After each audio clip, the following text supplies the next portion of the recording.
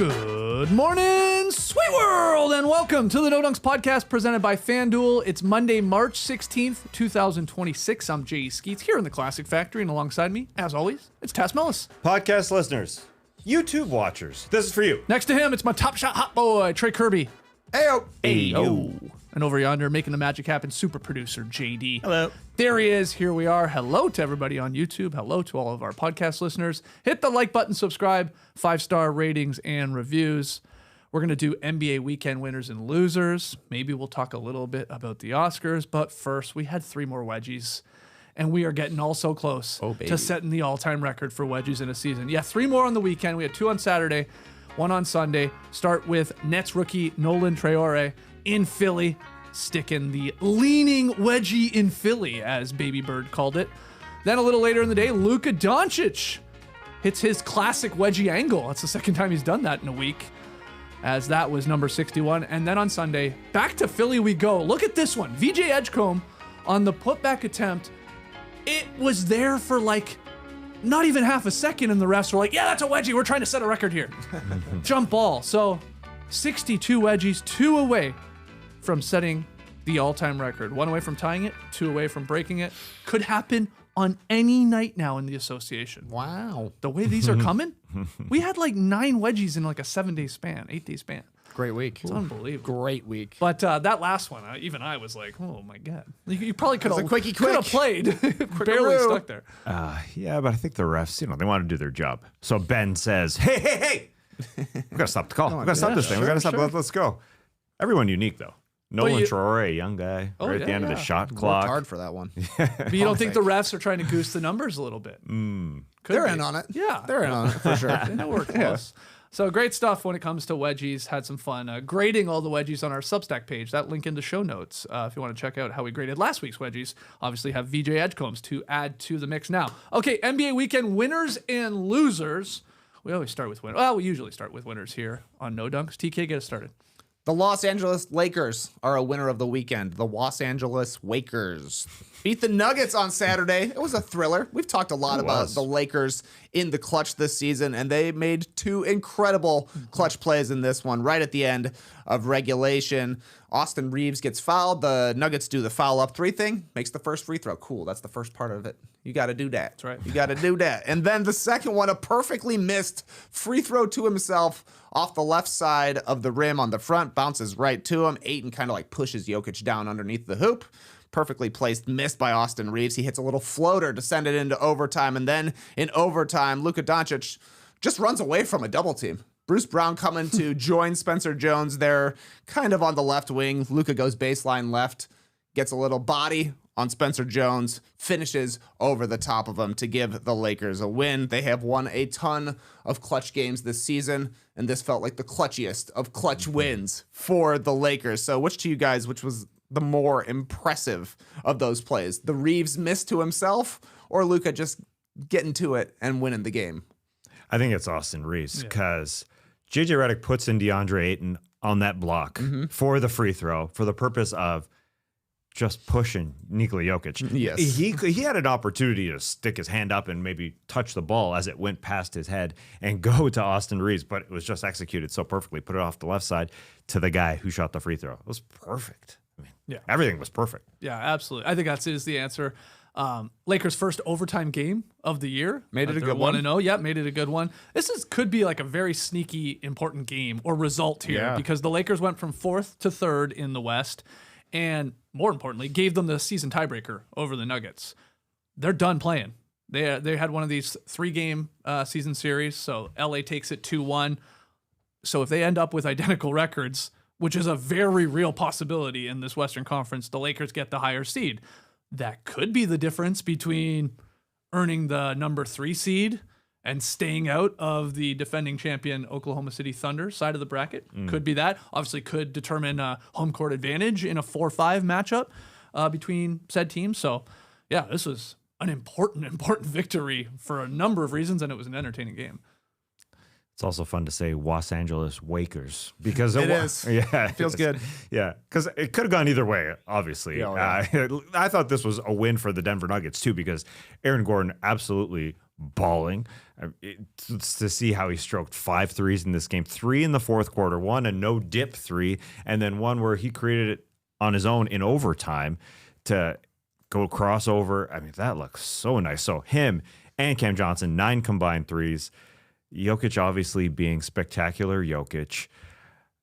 But Jamal Murray only had 5 points. So to go to overtime and almost win this game, Aaron Gordon, if you hit a free throw, not like an Austin Reeves miss, but you miss a free throw in the last minute, this game could have been over. So it was awesome on both sides. This wasn't easily the game of the weekend. Yeah, I definitely thought another encouraging loss for the Nuggets. You would like to see them come out on top of one of these. They just lost to the Thunder in a similar way, but at least they are playing these teams really competitively, and it's coming down to basically the last shot. That's a toss-up, and we'll see how it goes in the playoffs. And like you're saying, if Murray plays a better game, he had more fouls than points in this one. Maybe it goes the other way, but I don't know. I wouldn't say I'm totally talking myself into the Lakers right now, but I'm at least like willing to elevate them to dark horse status because Smart has been good. He was awesome in this one, 21 points, 5 threes. He had 5 steals, including when he picked Aaron Gordon's pocket with about a minute left in the fourth quarter after Jamal Murray beat LeBron for a jump ball. That was just a weird play all around. Great play by Smart, finishes the layup. Like, he is such a high ceiling, low floor kind of player. I think he was 5 for 12 from 3, but like 5 threes, that's nice. And the defense is great too. And then LeBron seems to be picking his spots really well here, including a Dennis Rodman like dive.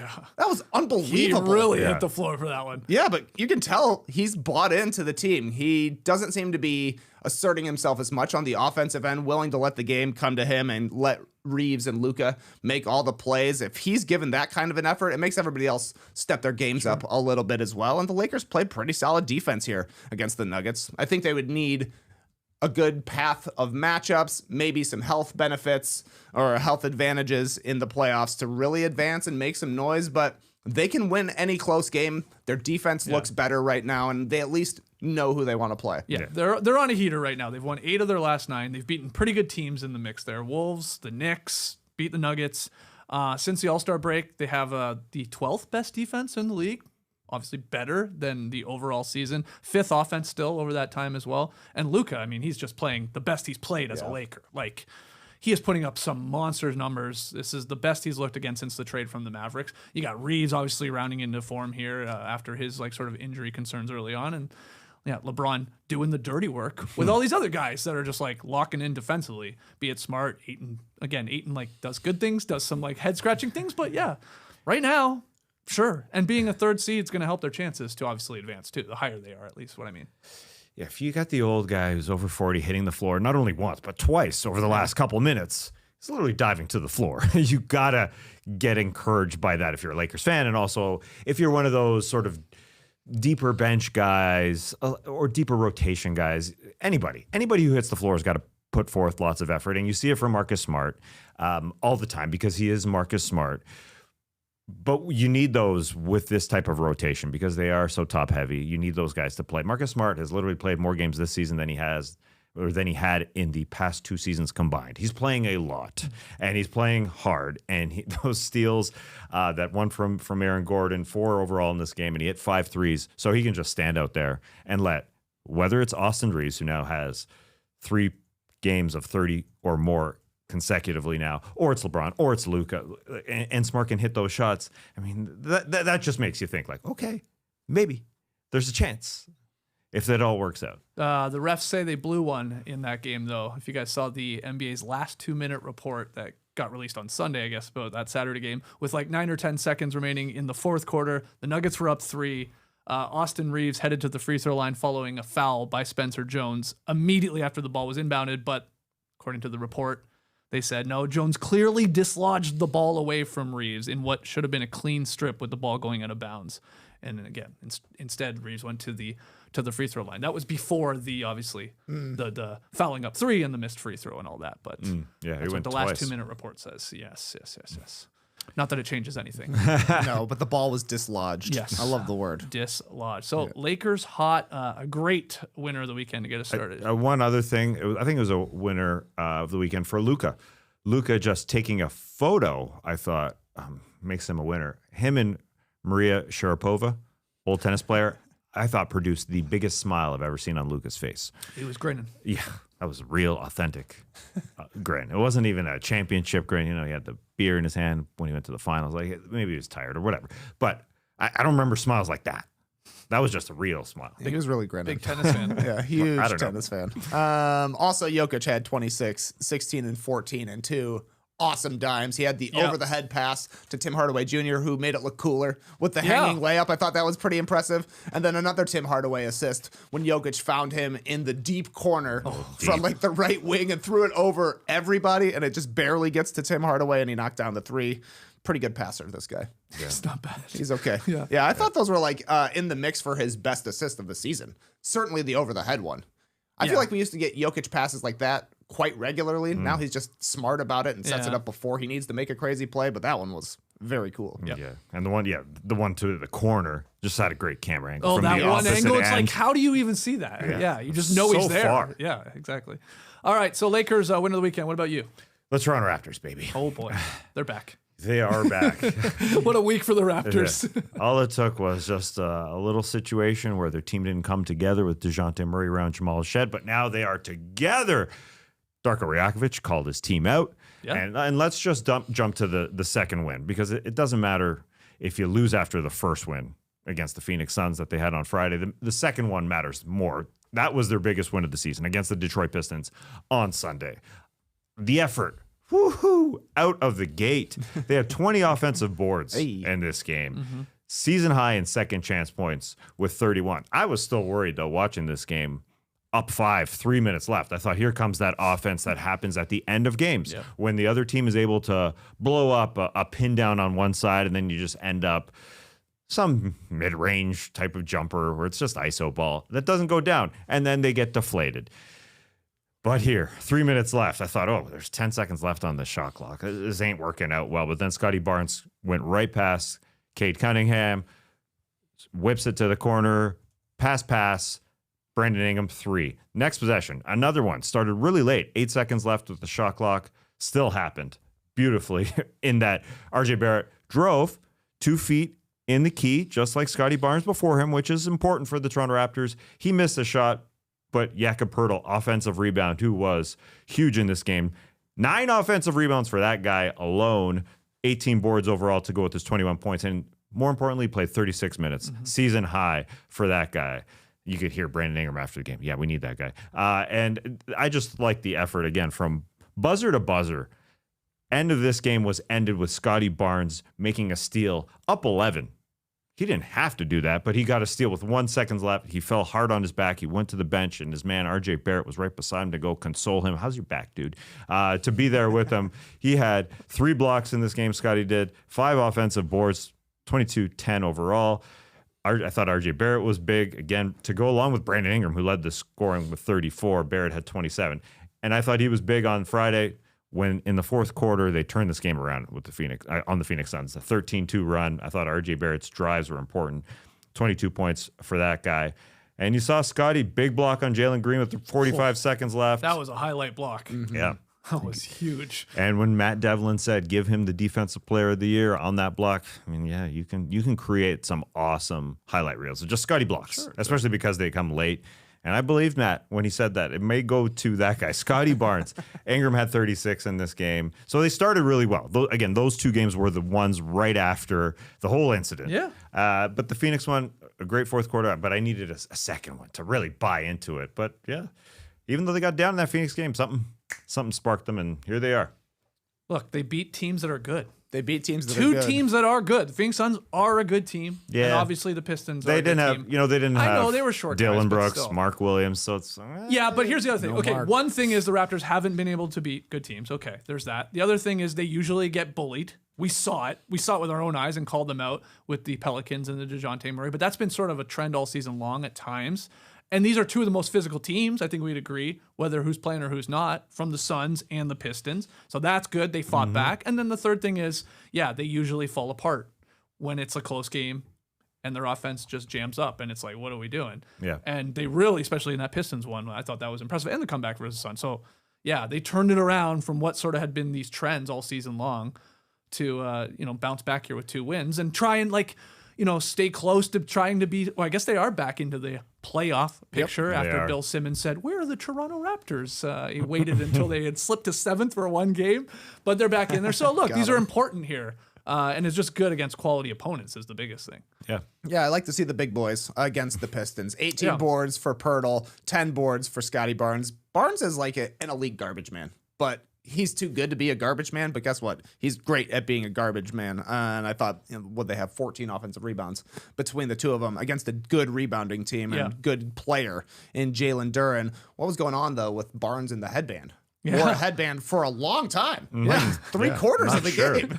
I thought he was playing okay. Not enough that he needed to take it off in the 4th, but he did. But it was also kind of weird to see him in a headband. But they pulled it out. That was a huge win for the Raptors. Yeah. Just, again, it's about getting into the lane in those last few minutes. They just become like they don't know what to do. They're on their back heels. Like, we are not penetrating to be able to do the swing, drive, and kick. They just don't have that in their point guard. It's not Emmanuel Quickley's thing. He doesn't get 2 feet in the lane. Now, they started going with Jamal Shed to lead that fourth quarter run against the Pistons, but Emmanuel Quickley took over. And as I mentioned, it was a lot of Scotty Barnes, a lot of RJ Barrett, just to get into the lane, to start the possession, just start our scheme. That's what they need to do.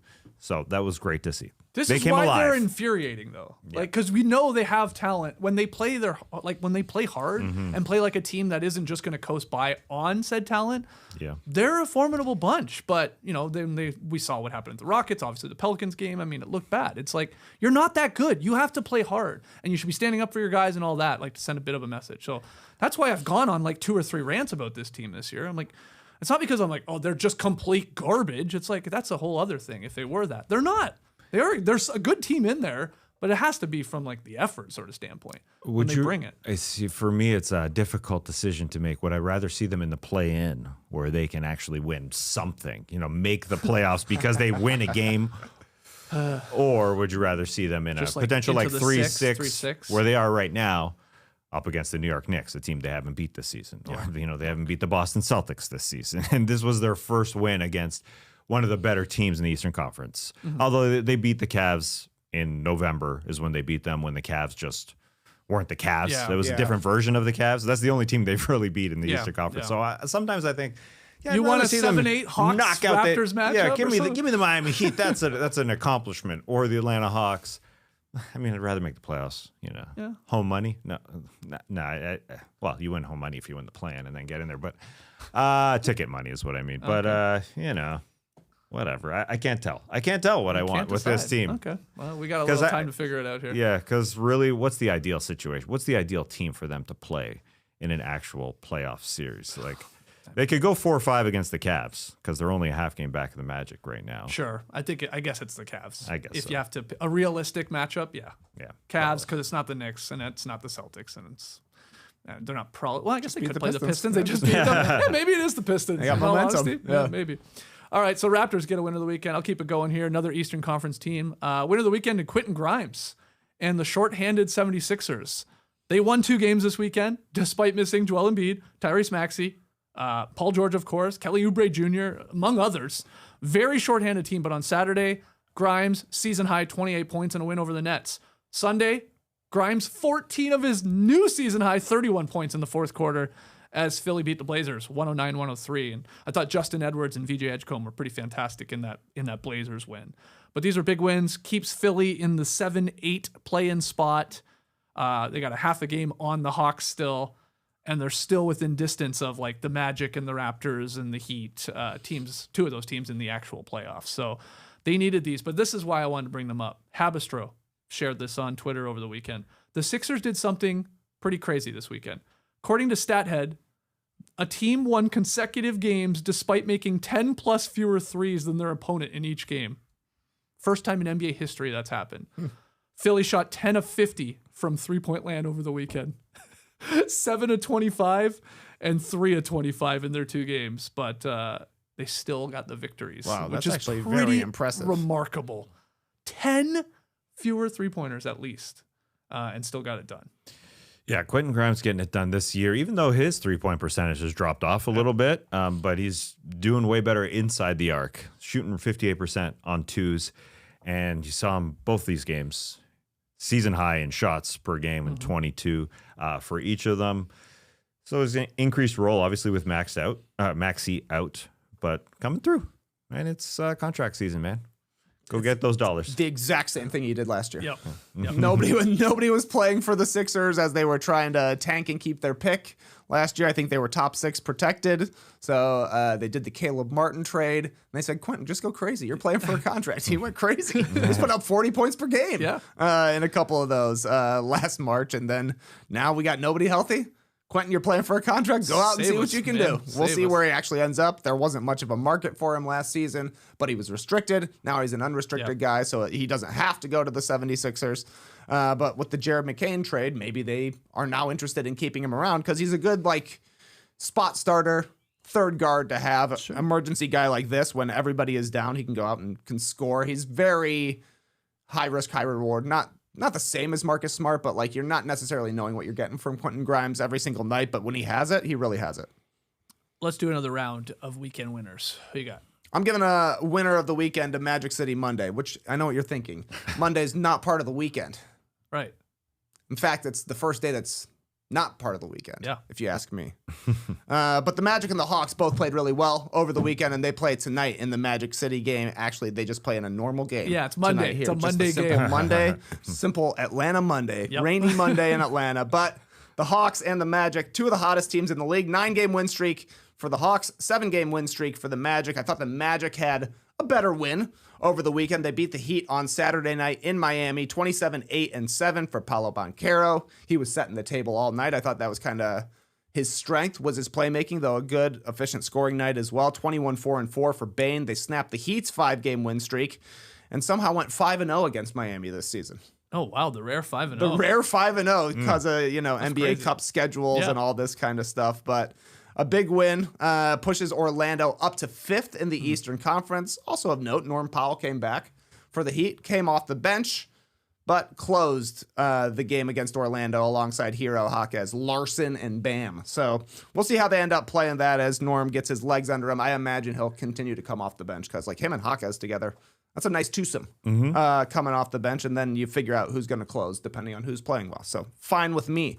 The Hawks also beat the Bucks on Saturday. No Giannis in this one. It was a second-half blowout for Atlanta. They forced 23 turnovers.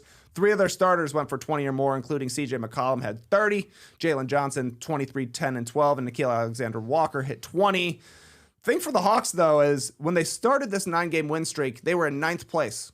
They've gone 9-0, and they are still in 9th place. That's unbelievable. Yeah, Orlando obviously winning a lot. Miami winning a lot right now, but they cannot move up. But it does set up for a pretty big game tonight here in Atlanta. No podcast, no hoodies, just a good old Southeast Division showdown. That's right. That's right. And a good halftime performance still with T.I. Yes. Bring them out. Yeah, that's right. Yeah. Don't bring out the wings. Don't bring out the wings. Don't bring out the hoodies. And do not bring out the microphones because we ain't podcasting. I wonder if people who have purchased the hoodies have received them. No way. When were they mailed? What is this, breakingtea.com? Give me a break. No, not a chance. Because they would be walking into that arena. In fact, I know people that bought them, and they don't have them. I haven't seen one online yet.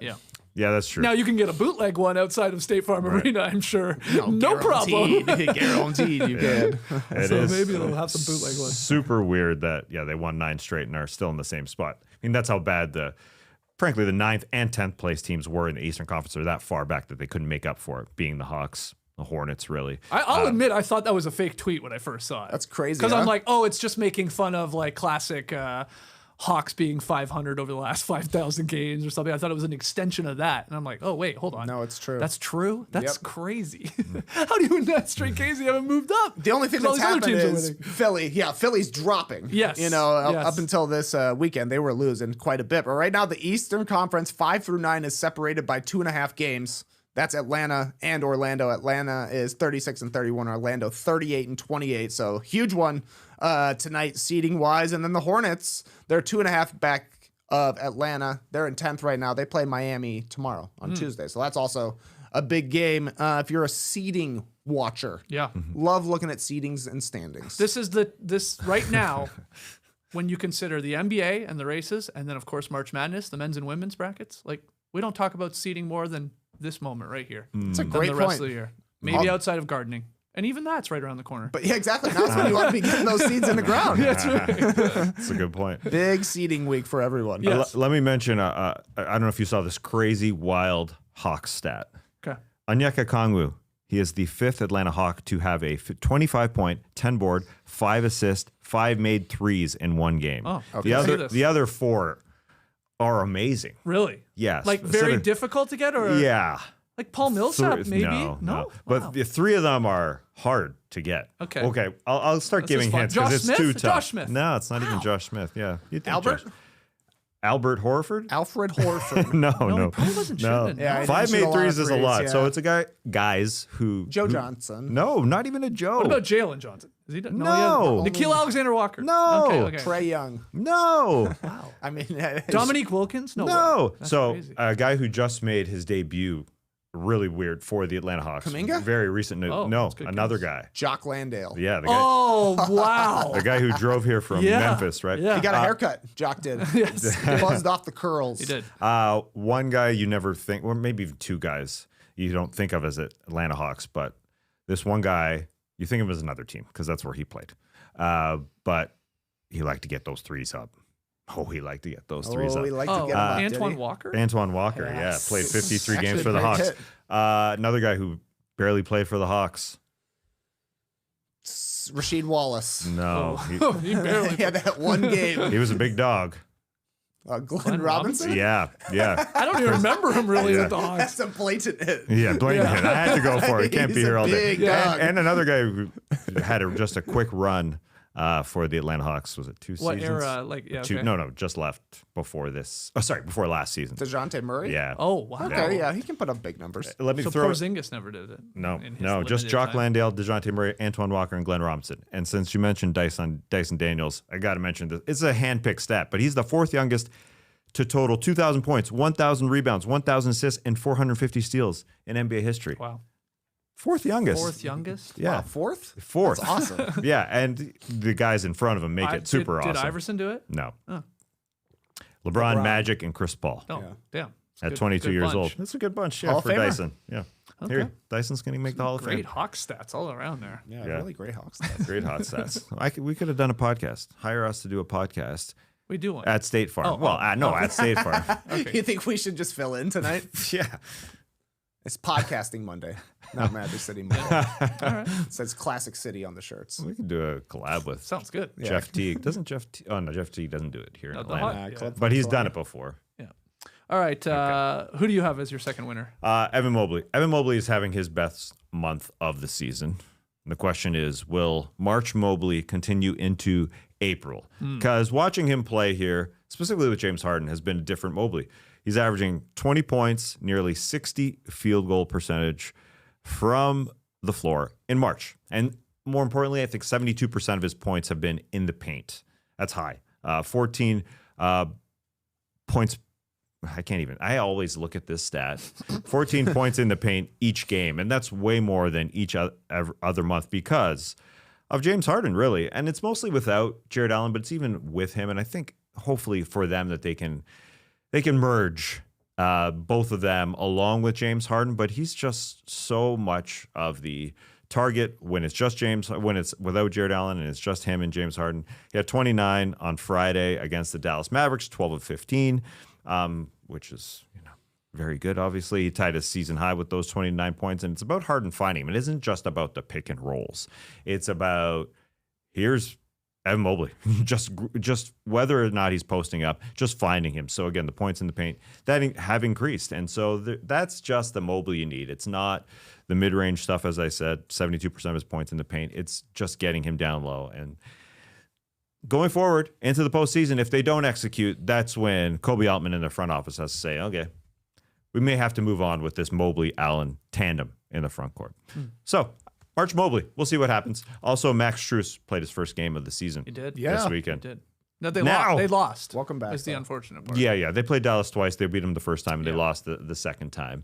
And so, Didn't matter to me. Gave up as a far lot as of Mobley. points in the second They half. did. 70 points, I think. They did, yeah. Coop looked good. Coop looked good. But Mobley, you're right. Highest usage percentage in the month of March compared to all the other months. So that's a good sign that he's obviously being incorporated a little bit more. A big part of it, I'm sure, is Harden. So Yeah, exactly. I mean, playing with James Harden is awesome if you're a big man. You're getting the easiest shots of your life. Unfortunately, like Tess said, that was the case for Jared Allen as well. Mobley was out at the trade deadline when Harden gets there.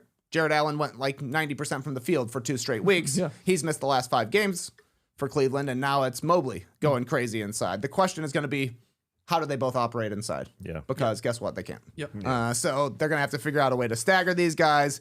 And for Mobley, he's the one that does have to stretch out a little bit. He does have to hit some mid-rangers and some 3-pointers, but you give him a better chance than Allen does. But they need Allen to come back quickly so that they can figure out how those 4 coexist on the court together. Yeah. It'll probably be both of them, starting together, but I see more and more Mobley finishing games with Allen on the bench, most likely. But, we'll see what, it is about them merging. But the 3-point shot ain't. No. He's not a shooter. No. We all thought, make him. maybe it's coming. He'll hit 1 a game, but that's about it. But good timing to have Strus back at least for 3-point shooting. Yeah. Because, I mean, the guy comes back from the broken foot. He hadn't played all season, you said, right? Yeah. This was his first game. Yeah, he hit, 6 threes. I mean, he hit a couple right away. So he had a good game, 24 points overall. Hit his first 3. First 3. Yeah, he was hot. Yeah. And a new hairstyle. What Yes. do you think, Trey? His hairstyle is Long. it's long. Yes. Got the flow. I'm glad that Jaime Jaquez's hair is getting shorter. So we needed a long hair guy. Well, I think it's good. Max Strus, I think he would play in a baseball hat if he could. Yeah, I was going to say, he's got baseball hair. Yes, he For does. sure. Yeah. It's a a good good flow, call. man, for sure. You should be allowed to play in a baseball hat. Yeah, why not? just look Yeah, funny. like a team-issued hat. Yeah. Yeah, they sell them in the store, you're right. Yeah. Any hat that's available in the store, you should be able to play in. Yeah. That's good. Anything you can find in the team store, you should wear it on the court. Sure. Yeah. because he is tying it back into a ponytail Yeah. now. He's not just wearing it flowing under a headband like Yeah. he did last year. But I will say, I mean, it's receding a little bit. Oh, jeez. No disrespect to Damn, Max damn, Strus, damn. but the hat How old is Max? that could be beneficial in that it could cover for that. Okay. Although you've always He's said 29. Wow, he's older than I thought. Yeah. you've always said that you hate guys playing in hats. Oh yeah, absolutely hate it. Yeah. I can't. you're take okay any, with it in the I can't take National anyone Basketball serious Association? playing in a hat. If we're playing in a more than any sort of semi-competitive game, and guys do it. Don't get me wrong. Yeah. And guys kick ass wearing hats, but there's something about it I do not like. I'm coming around. I used to be anti-shorts with pockets, and then now I can't imagine a short pair of shorts without pockets. Wow, And wow. it's kind of the same with hats. Like I used to be like, no way that hat's on my court. Yeah. And now I'm fine. Hey, look, and I'm a bit of any headwear. I'm a bit of a hypocrite. I thought you were going to say this. I am talking about a baseball cap. I want to make that very clear. I just don't love how it looks on a basketball court. But I've definitely played a game or two on a cold night here in Atlanta in a pickup run with TK and the guys wearing the beanie or wearing the toque, as us Canadians call Beamed it. up. I'll wear that for a game or two until my head gets warm. So look, I'm a hypocrite, man. I'm a hatocrit. Had a crit. Yeah. What do you got? And I will say, the Cavs broadcast Showing more featured Max Strus's The hair. locks of Look at Max. the evolution. Great title. Yeah, The locks that's of awesome. Max. It looks like he hasn't cut his hair in No. 3+ years. Like he just keeps it flowing. And they showed yesterday's new hairstyle outside of this graphic, which is still long hair. He's become more and more handsome. Yeah. Okay, I'm alone on that. Yeah, All right. Changed. He hasn't changed. I would say he's become from- grumpier, just according to his headshots here. Oh yeah. He was cheesing in 2023. All He was of having our a great mouths. time. Yeah, They he didn't know frown he was as we going to be get old. hanging around at that point. Now he's established. 4 for 64, right? Big contract. Yeah, He looks he's li- getting paid. less like Unit though now. Yeah, he did look Somebody more- used to say, with the stylish hair. Yeah. More like Chris Kattan. You should grow your hair out. You I get do. hotter. I do Yeah. need to grow my hair. I'm gonna wear it like Yeah, the just kids. do it real quick. Yesterday I did have my hair washed, just slicked back, but it was just like all over the place, like kids have. Yeah, like yeah. they're just like, here's my hair. It's just around. So that's what I'm gonna do. They Basically what my hair flop is. it. No, it's not. No? Oh, you have more flop. Yeah. A couple other minor winners of the weekend. SGA extended his record streak of games with at least 20 points to 128. This was a game on Sunday. I know we're going to talk a little bit from the Wolves side of things, maybe as a loser of the weekend, but it it was looking like it was done. Like they had done a good job. SGA's making the right play, all that. Anthony Edwards was trying his ass off. I think he wanted to really stop this streak or have a small part in it. But he had 10 points when he checked back in there in the fourth quarter. Yeah. But he got there. And people were saying it was pretty damn ethical. It wasn't really seeking it out. I've got to get there. I mean, what got him there was a hell of a shot over. Was that one over Ant too? Or he got the N1? Yeah, on the baseline. Ant fouled him. Yeah. And it was 19 points going to the free throw line. So if he doesn't foul him, he may not get it. Oh, exactly. Anyway, he got there. So streak extended. I'll tell you who was pumped about that. Doris Burke was very, very pumped about SGA doing it ethically, getting to the 20 points. Anyway, that was a minor winner. Wembanyama returned. He did miss one game, had a little absence, but came back against Hornets on Saturday. He looked good. 32 points, 12 boards, 8 assists, 4 blocks, 2 steals. Yeah, looking good. Ho-hum, no problem. Talked about wanting to win DPOY and MVP too. And he doesn't have many more games he can miss. If Scotty Barnes is going to win Defensive Player of the Year, he's going to need Wemby to miss a couple more games here. Yeah. But right now, he's got 2 absences allowed. I think two so. more allowed absences. Yeah. Then he's got to get a doctor's note. That's right. But my final one, winner of the weekend, I don't know if you guys saw this. I hope you didn't because I wanted to do a little trivia with you. But John Wall, winner of the weekend for showing off his elite ball knowledge over the weekend. Amazon Prime crew played a game of Where'd He Go to School, which was basically like a next level version of who he played for. And they were challenging Wall to name the college programs of some very random NBA guys. These were not, notable really NBA guys. He was killing it. I mean, he got 16 out of 20. That's pretty good. And I'll be honest, I'm playing along. I'm not good at this part of the NBA world, like naming college programs. I'll get a few, but 16 out of 20, and these guys that he was naming, impressive stuff. So quite opposite from Chuck not knowing who even plays in the NBA. NBA John Wall is teams. locked in. Wow. Yeah. Did you watch the clip? I did not. No. Trey, did you? No. Oh, okay. Let me give you just the first couple because they're tough names. Trey's sort of good at this. Trey's good You and at I it, maybe yeah. struggle a little bit more with the college part, I but definitely do.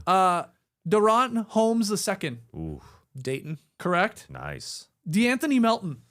That's your guy. Oh, Come on, that's your guy, man. Yeah, no, I know. he's Memphis. No. Well, I know his high school, but I don't know Think his California. I know he's UCLA. No. I don't know. Starts with a U. college. USC. USC? Yes, Okay, USC. nice. Jake LaRavia. Jake LaRavia is Wake Forest. Nice. Wow. Oh, we were just talking about this guy when we went on a weird LSG tangent. Anthony Gill. Anthony Gill, Virginia. Nice pull. Yeah. Aaron Wiggins. Yeah. Maryland. Okay. Ben Shepherd. I want to say John Wall did not get this one. This was the first one he didn't get. Ben Shepherd, I had no clue. Providence. Yeah, that's I a got good no clue. guess. Literally Do you no have clue one now. too? Why did you guess Providence? Okay. Who knows? Okay. Here, I'm going to give you a guess, and you can jump into cigarettes. Winston? No. Salem? he went to Parliament? Horse racing. Kentucky? What? These are the Horse hits. racing? Cigarettes. Cigarettes? What? Cigarettes? Belmont. Good Anyway, hit. that's very difficult. Very but good John hit. Wall crushed it, man. It's nice to see these guys know their shit. It's a cool clip. Yeah, you should go head to head with Pierre. Yes, that's right. He's extremely good at it. Hey, you're not bad. You're no slouch. Oh, you're great. That was really good. I mean, that's. I know some guys. I didn't- I pay I attention didn't- during the draft. I didn't know any of those guys. I did not either. I didn't even know No. DeAnthony Melton. That's Yeah. disrespectful. Yeah, by I'll me. never forget now. USC. I thought the segment, the in-arena segments that they do in every arena that Milwaukee did was more in my alley, my lane. What are you talking about? It was, can you name college schools faster than Bobby Portis? You just literally named colleges. Or is it like one of those total things, like name as many as you can name? Yeah, and yeah. then we go to the clip and Yeah, see but how it's many like Bobby. literally naming colleges. Yeah. Just name colleges. Yeah, I name do better than that. colleges. Yeah, that's For sure. By the way, while we're talking colleges, the plan is for us to fill out our $1 million winning bracket on Wednesday together. We do it collectively here on the Excellent. show. We do it live. That'll be almost the entire show. We'll talk a little bit about the NBA games and news from the night before, but Wednesday, all right? That's when we here at No Dunks will lock it in. Are we doing a pool too? Do we Sure. want to do that? I'm sure we haven't. I think What do we use again? CBS makes it so that if you do a pool once in your life, that pool is active every Yeah, you're single right. year when Nice. it comes back. Nice. So surely there's a No Dunks pool out there. Okay. Can you beat us? Probably. We'll but not run this that. year. We'll run that back on Yeah. Wednesday. Yeah, you got to try and beat us. That's always the goal. It's not usually that hard. Yeah, it's pretty easy. Yeah. All right, let's take a break. When we come back, we'll do weekend losers. Right now, new FanDuel customers can get up to $300 back in bonus bets every day for 10 days if your bet loses. Here's how it works. Place a tournament bet using the token, and if it doesn't win, you'll get up to $300 back in bonus bets every single day for 10 straight days. That's 10 chances to play all tourney long, from game props and money lines to spreads, totals, futures, and more. I don't see an option for just naming colleges, unfortunately. If you name a place that's not a college, you're out. Maybe they'll add it. Yeah, that's great. You want to name a college? Let me think if I can name a college. Yeah, you got one? Every state has a state. Your state has a state. Florida State. That's one. Literally, you literally Wow. just That's named. one. You think that's true? No, Probably I don't not. think Alaska But is most of Alaska them do. State. Maybe they do. Alaska State University. Georgia Yeah, State. Georgia State. Yeah. That's you should Georgia just State. name 50 states. It's a good and call. try Yeah. and win. that's a good strategy. It is a good strategy. Indiana State? Yeah, that's a state. There Yeah. you go. Colorado was I? State, Montana State. North Dakota State. Is it? they Yeah, it got is. They Probably, got it. yeah, sure. They got it. South Dakota South State. Dakota State, that's our Jackrabbits. Of course. Yeah. Love them. You can even mix things up with a same game parlay for a shot at a bigger payout. However you want to fill out your bracket, FanDuel makes it easy to stay in the action day after day. So visit the FanDuel Sportsbook app today. FanDuel, it's time to dance. Oh yeah, we're dancing. We're dancing. It's time. Starts, I guess, tomorrow night, right? Tuesday First night. four? Who's First even four. in the You know first who's four? in the first four? Who's in the first four? Our undefeated Yeah. Miami, Ohio Redhawks. Oh, The disrespect. got him. That's Can't tough, even man. get seeded. They're like, okay, cool. You won 31 straight games. Let's see if you can win 32 to get into the actual thing. Wow. And they're going to. They're not top 64. Yeah, I know. I mean, Or they maybe they- don't play good teams, I guess. I get guess. that, but come on, they must be good. They must be. They're You going can't for the convince me 11 they're seed. not. That's weird. 2 16 they're going matchups for and the 2 11. 11 matchups. Yeah, I think right. they got to do that to give a little interest in watching, They right? do. Because They the do. Texas is another team. Texas versus NC State is the other first 4 matchup. Yeah. Like those are big schools. Yeah, North Carolina was in it last year. Yeah, exactly. Yeah. Exactly. Tune in for something. They want to give you something to get you pumped for True TV or whatever it is on. Yeah. Exactly. Yeah, Yeah, yeah. They're like, we got more than just Impractical Jokers reruns. That's true, but they have a lot of We got those. NC State as well. They got That's a another state. Oh, so many states. North Carolina State. Another state. Yeah, now I want to think of states that don't have it. Yeah, that'd be harder. Nevada State? Just don't ask me. New Hampshire State? Yeah, Probably like not. once you get into what the The news, teenies. it's weird. New York State. Yeah. Oh, there's got to be New York State. Yeah, there's so many schools. Okay, NBA weekend losers. Back to the NBA. Trey, get us started. Oh, here's another state. The Golden State Hey! Warriors. Hey! Sorry, outside of the Tankeronis, the Warriors are maybe the coldest team in the league right now. 5 straight losses. Lost to the Timberwolves on Friday. We know no Steph, no Jimmy. Draymond was a late scratch. They lost Al Horford and Seth Curry during this game, though. They had Porzingis and Melton both in the lineup. Unfortunately, they were both due to rest on Sunday for maintenance. Ant went for 42. Warriors lose. On Sunday, in a game against the Knicks, 7 of the Warriors' top 8 scorers were out. They found Omer Yurtseven. Yep. Played his first game of the season. I didn't even know he was back. And some Yep. of these guys playing big minutes. They played pretty well. I thought actually the Warriors did between Pods and Guy Santos. They had a chance to win against New York, but Pods missed a 3-pointer from the top of the key. Bit of a chuck. He was open. Did a nice little step back, got his shot off, but it was very early in the shot clock. It was like, I don't know. There's maybe 24 seconds left. He shot it with 22. Right, right. And I'm like, could they get that shot at any time during that possession? Probably. But also, he was open. He just missed it. Nonetheless, 5th straight loss for the Warriors. The only good thing for them is that Portland hasn't really been able to seize the opportunity and jump them for the 9th seed. But it looks like Golden State is probably going to be in the 9th seed. And there was just some sad news, I thought, during that Knicks game. Steph Curry mentioned that him and Seth haven't played a minute together the entire season. Oh, my goodness. He called them to He called him and his brother the Rehab Brothers. Oh, I was like, ooh, ouch, damn. he was excited to play with his brother. He's like 13 years in the NBA. Seth has, and finally we get to play together, and then they can't actually get back on the court. Steve Kerr said that they expect Curry to come back and that he's trending in the right direction, but it's been a tricky injury, and they don't know if it's going to be a week or 2 or whatever. It's a day-to-day process. He's like, I think he'll be back. Yeah. But it seemed a little up in the air to me on if Curry's actually going to come back. So Warriors are just kind of puttering to the end of this season, hoping they can have enough people healthy. It is good for a guy like Pods who has a lot of confidence and he wants to be the number one guy there. So he's getting his shots up. I think Guy Santos got a contract out of it this year. Yep. He's a good player. Yeah. But he's not your number 2 guy. He's like your number 6 through 8 guy or something sure. like that. So he's definitely overtasked. So just a bummer last month of the season, I feel like, for Golden State. Yeah, Steve Kerr got pissed with Will Richard. Did you see that? For, he sort of like, he tried to save the ball from going out of bounds. It was like a fast break situation or sort of semi-fast break situation. Podziemski threw it. It was a bad pass. It's always the passer's fault, okay? It's always the passer's fault. I'm sorry, it is. That was a rule we had in high school, and I live and die by it. But he got pissed with Will Richard, even though Podziemski threw it way ahead. And Will Richard, like, could he have gotten to it and just saved it? Because that's what Kerr was like, keep possession of the ball. Like, the ball was important. And he just, like, tried to chuck it behind his back, and he threw it off Podziemski's foot and all that. But, like, to me, that was Podziemski's fault. What are you doing, man? Give him a better pass. Put him in a tough spot. Come on, Pods. Anyway, my only final thought on the Warriors is, like, when you see that graphic going around Twitter of, like, the starting lineup, and it'll be one of those that is maybe shared couple of years from now, hopefully when the Warriors are maybe back to being good or being maybe a contender, because it's pretty wild to see the graphic where it's Guy Santos, Quentin Post, Brandon Podziemski, Will Richard, and then Malavai Leons. Like, you look at that graphic, you're like, holy crap, what is going on here? I always pop when those graphics make their way around of like starting lineups of said teams. I'll remember that. Yeah. It's pretty funny. So yeah, that's a pretty obvious loser there. Warriors, just nobody's playing.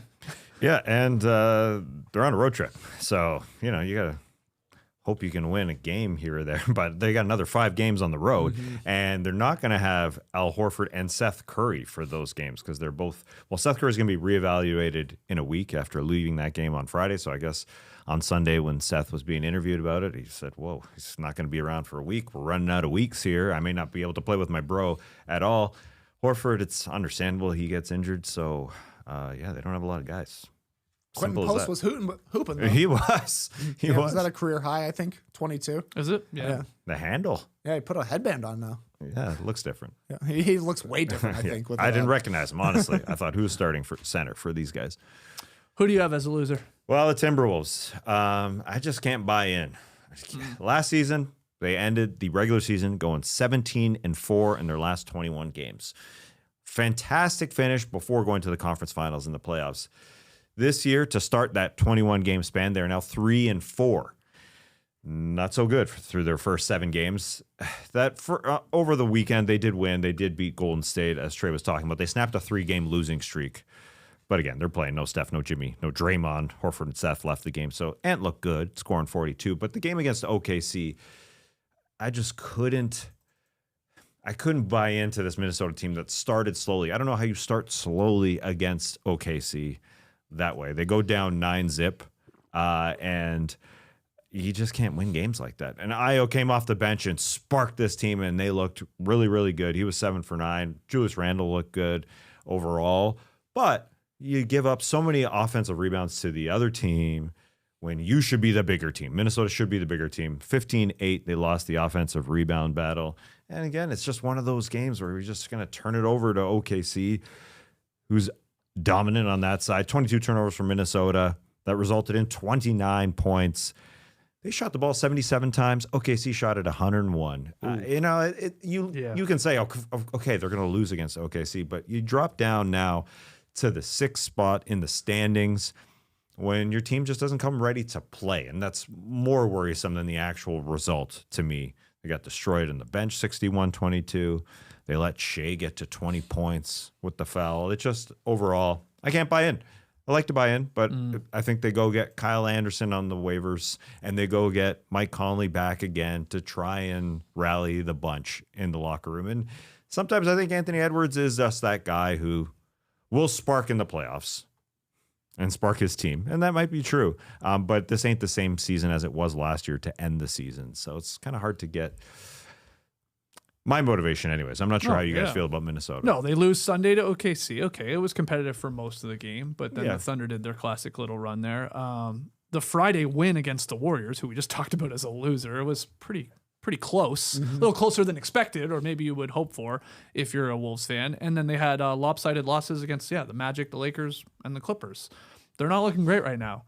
Rudy Gobert looked like garbage on Sunday. That was one of the worst Rudy games I've seen in a while. I mean, he did nothing. He was getting blocked left and right. I mean, fouled on that one play that they showed the replay, and Doris was saying, what a great block. That was a foul, but they didn't call it. But he was like a minus 23, and obviously he's not out there to score as it is, but barely did anything. Yeah, 2 points on 4 shots, and when you don't get him the ball, he doesn't want to play defense. Yeah. Like, understandable. But he gets scapegoated for a lot of their problems. They're just so inconsistent. I do feel like every time I open my heart to the Timberwolves, they stab me right in the ventricles. You know what's going to be an impossible series if they match up? It's like Rockets-Wolves or even Lakers-Wolves. It's like, oh my God, I don't know. How are you going to pick a series with like teams that are like Jekyll and Hyde? Yes. I know the Lakers playing great right now and the Wolves are not, but like, it flips in a hurry with some of these squads. And Rudy Gobert had a quote that made you believe he was going to come out and play against OKC before the game. He said, I think OKC is actually a great example of what we want to be. And then he got into, trying harder. He didn't do that. And you're right. He's got to touch the ball more. And there was one play where he was wide open and he had his hands up like this, like right near the rim for a while. And I don't know if Ant saw him or not, but he could have passed him the ball. And he was like, I'm going to take this instead. You're going to get blocked or do something stupid. I thought I'm reading into it, but I could see maybe why his energy level dropped a little bit after that. He was wide open. Yeah. He was like going like this. And that's the same story with Rudy Gobert and Anthony Edwards the last couple of years. There's a lot of, hey, over here. And then you can say, well, they went to 2 straight conference finals, so maybe they're all right. Yeah. But again, they ended the season last year with a nice run of 17-4, and here it's the opposite, 3-4 in their last 7, as they get 14 games remaining for them. So I don't know. Can they just turn around the last 14? I guess that's a chance because Anthony Edwards is a great leader, air quotes leader, but you got to do it all season long. That's what MJ says. Any other Wolves thoughts from that game or their weekend? Not much. They've got some winnable games coming up. I think they got the Suns and the Jazz next on the schedule. Their next big game is against the Celtics in Boston in a little next week. So that'll be a huge one to tune into. But I feel like even the little games for Minnesota are just as important to see the motivation and see, can you actually come out and put forth the effort required to win? That's the thing. That's why they turn it around in the playoffs. Every game is big. Yeah. And so they play like it's a big game. But very upsy downsy. My final loser of the weekend here to wrap this up. I'll go with Kings fans as a loser of the weekend. I have honestly no idea what the Kings are doing as a franchise here. It's genuinely impressive. Sacramento won 2 games over the weekend. That's right. They won 2 games over the weekend. Why are you giving them a loser? Well, after winning 4 of their last 5 games, the Kings have fallen from 1st to 4th in the lottery odds. So that opens now the possibility of their first round pick dropping all the way to number 8. Doug Christie is just like, he wants to win right now, and he is playing DeMar DeRozan a whole bunch of minutes, and DeRozan is cooking, and it's helping them pull some of these out. He's averaging 37 minutes per game over this little stretch. He missed one of the wins against the Bulls, but otherwise, he's playing a lot, and he's scoring 30 points per game on like 60% shooting, DeRozan is. So he's on fire. I saw a comment over the weekend from obviously a Nets fan that said, as a Nets fan, DeMar, I see it, DeMar, I like it. Because these other tanking teams are going, yeah, come on, Kings. Go nuts. Get some pointless wins here at the end. After the game, head coach Doug Christie doubled down on his stance about tanking. He says as long as he's in Sacramento, Kings will never tank. Every time they step on the floor, they're trying to win. And he says tanking hurts young players on your team, and also pointed out that Dallas won the lottery last year after beating the Kings in the play-in. That's right. So that's right. To defend Doug a little bit, I mean, they're starting 2 rookies in Maxime Renault and Clifford, and then it's Precious Achua, Killian Hayes, who's there with the Kings were signed a deal, and Mr. Midrange himself, DeRozan. Like that was the game in the last victory. The game before Westbrook played great. Yeah, he had a triple-double against Clippers, but it is sort of, I mean, it has to be a little infuriating if you're a Kings fan right now. Why now? It's like, what is going on? Why now? You're just like hurting our odds and chances to keep a really high pick. Although the odds aren't hurt that much as far as winning the number 1 pick, right? Because that's what the whole point of flattening odds was. Yeah, sure. They were in that number 1 spot, as you said, which is only 14% compared to 12.5% now. Not a big drop. I think the more concern is that the fact you could slip so far. Yeah. Down, especially in a draft that is like, loaded at the top, maybe 4 or 5 guys deep. But so it's in play now. You can drop 4 spots no matter where you end. Yeah. So if you were first, you'd only drop to 5th. So yeah, that is true. It's just amazing. Yeah. They've got the Nets twice more. I know. They haven't played yet. Those are huge games. And one of to those lose. wins against the Jazz, I mean, the Jazz are ahead of them in wins, but yeah, if 2 more wins for the Kings there, and suddenly maybe they jump the Utah Jazz too, who are not obviously doing any, effort in trying to win games with the lineups they're rolling out there. Yeah.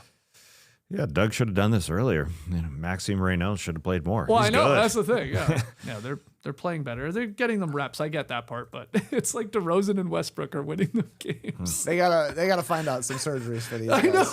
Earlobe reattachment surgery. Man, I know. So those are our losers and our winners earlier from the NBA weekend. Tell us who we missed. Let us know in the comments as you are in the stream team. Let us know below. Tweet at us at NoDunksInc. Bye-bye. Webite of the night, sponsored by Ultimate Autographs. We got a legit, real sponsor here. Today, Monday, March 15th, Ultimate Autographs is running a live mystery box.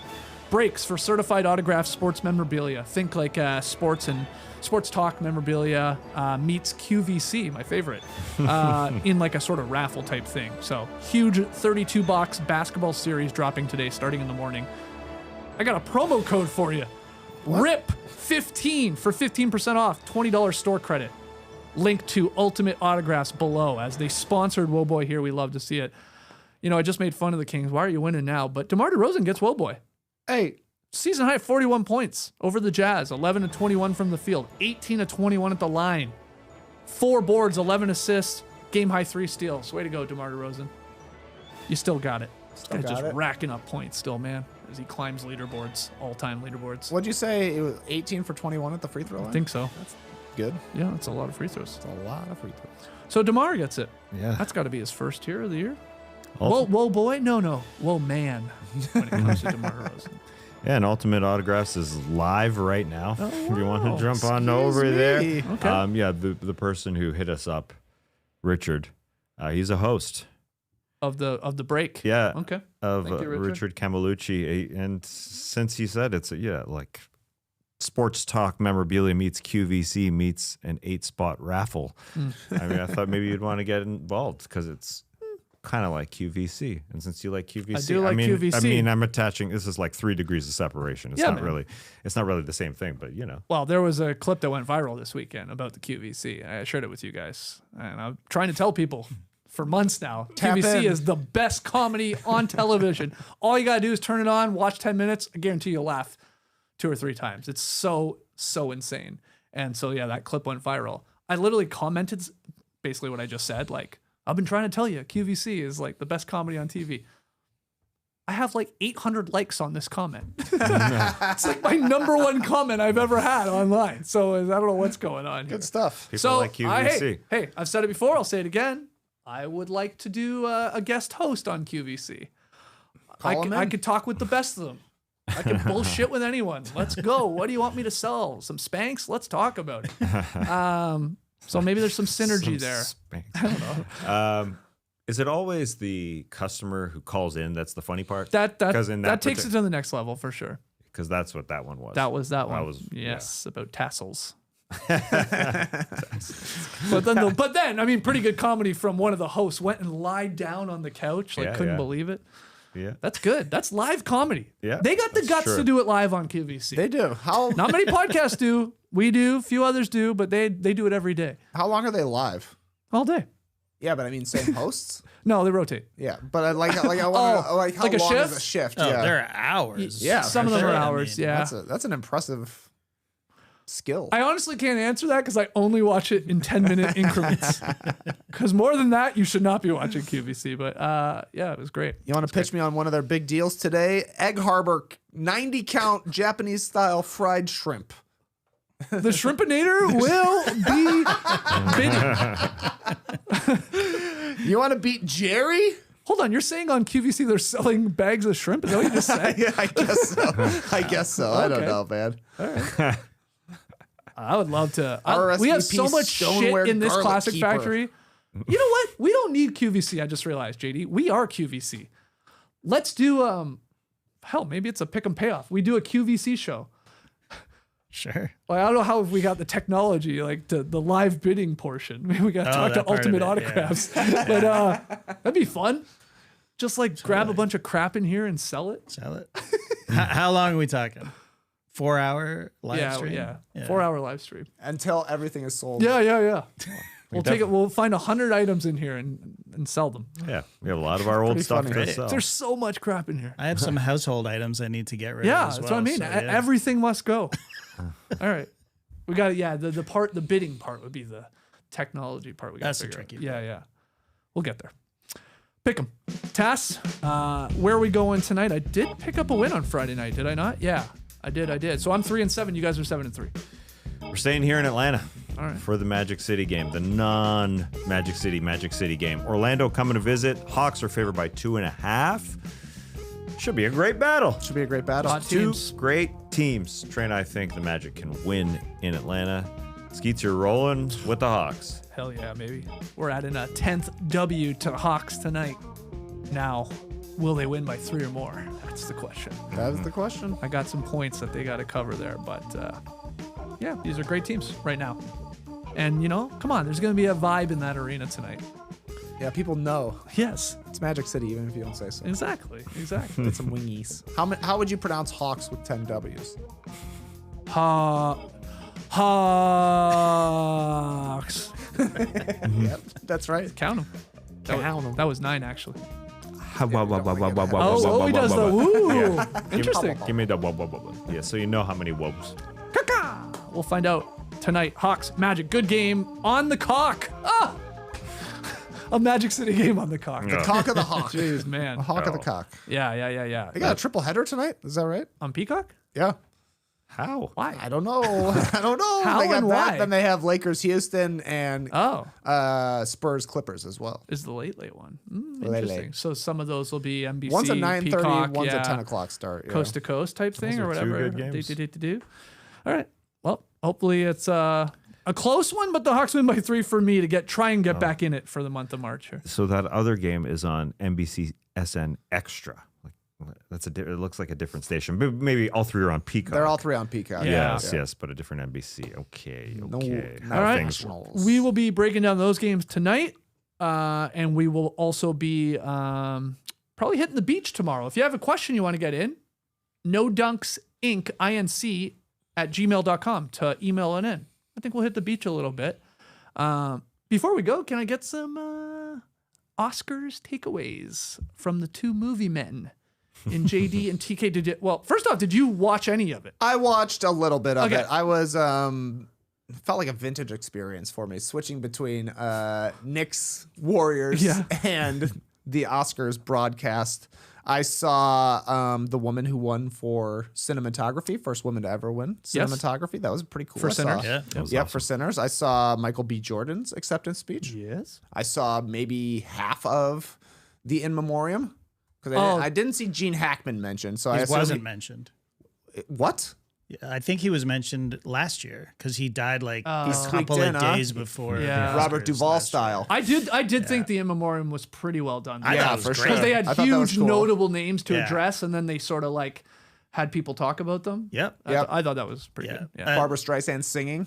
Yeah. Yeah, I could have done without that last part, but Yeah, but it was nice she tried. She was the weakest one. she of was them. Rachel McAdams talking Oh, about so Catherine.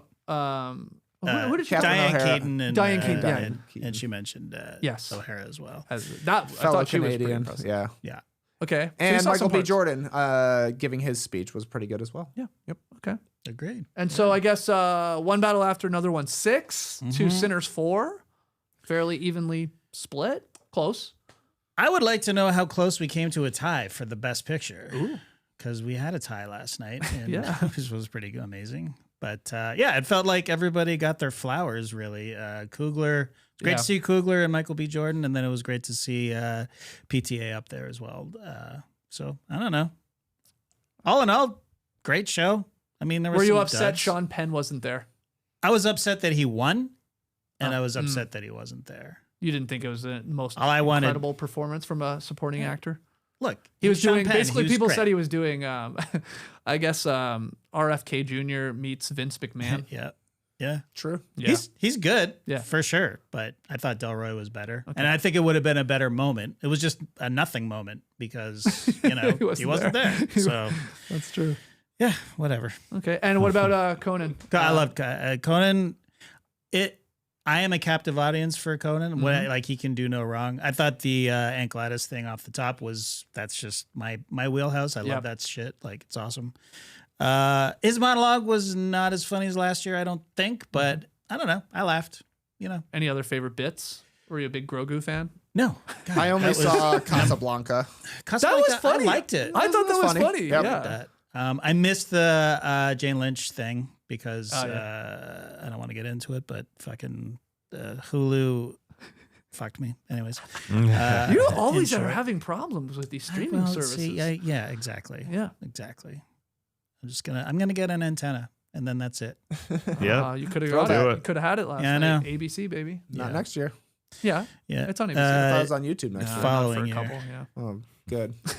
yeah. 2 years of use out of that antenna. Then. Did you watch any Oscars? Oh, for sure. Yeah, I had it on. Huntrix? See Huntrix perform?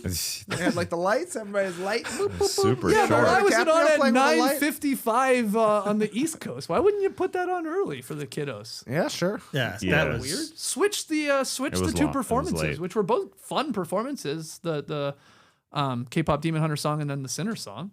Just swap them. They're too California centric. That's the problem. They're not thinking about us East Coasters. guess. They're Thinking just about like us at East 6 Coasters. p.m. Yeah. For them, it's like right before the kids go to bed, I guess. So they're well- like, whatever. It's Well, fine. they do when they cut off the one speech. They cut off that one speech, right? I think that was the only one. Like, you're done. Get out of here. Yeah, we that's gotta tough. go. That is very tough. That was very tough. Well, he didn't get a word in. No, I Like, know. not one. Do you think though when a team, let's say 2, 3, even more, win an Oscar, they should have to elect one person Yes. to talk for said team? I sort of do too. they usually Because yeah, most of them do. It feels like. most of them do, but Yeah. you know, I Yeah. also understand you've all won an Oscar. You want to say something; it's your big moment. But like at a certain point, it's like we're gonna be here forever, man. Yeah. Yeah. But then Like- again, maybe just cut out the bits, some of the bits. When I mean the presenting bits, Like, cut back on those. Yeah. Presenting Yeah. bits shouldn't happen. They should just get straight to it. Yeah. Well, but when yeah. they hit, they hit. Like Yeah.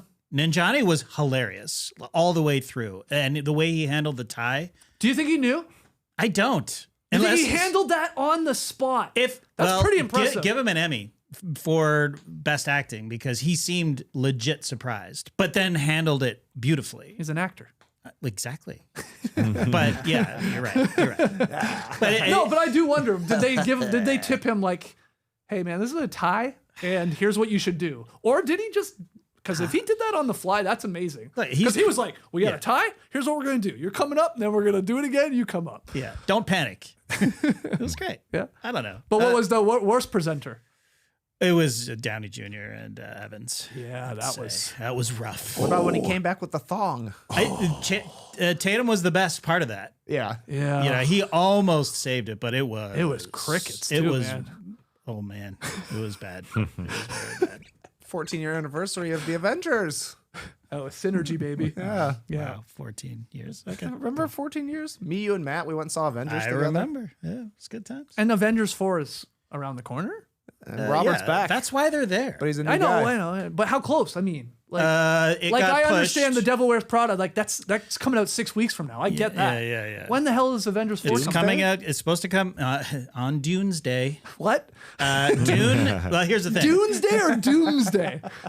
Dune 3 and Doomsday are supposed to come out on the same day. Wow. The movies are back. But that's not going to happen. They're going to push.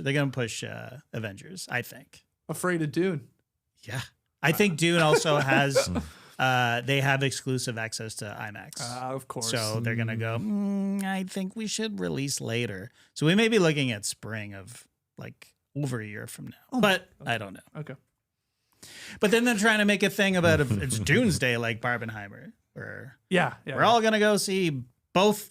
I'm not seeing, even me, I'm not seeing Dune and Avengers on the same day. Why Are you- not? 6 hours in the theater?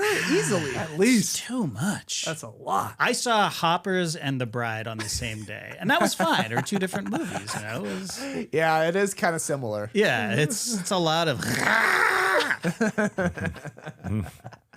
You want more movie talk? Go check out Thumb War, Yes, JD's please. movie Thank you. podcast. Yeah, we'll be breaking with down. Rachel. We'll do our Academy Awards reaction with Dan the Pie Man's coming back on. Oh, I liked Recording him. that Good, today. good. Yeah, he's great. You know what his name is on December 18th, 2026? Dune, Dune. the Poon Moon. Okay. That was good. I'm glad I said it. Yeah, I That hit. am too. Yeah. Should write glad. for the Oscars. I was gonna say that would have been the third best bit last night. Because, like, let's be honest, I love them as comedians. The bridesmaid bit, that was brutal. Stellan Skarsgård. the note bit. Oh man, that was brutal. It doesn't help that McCarthy was wearing like a turtleneck and her mic was buried.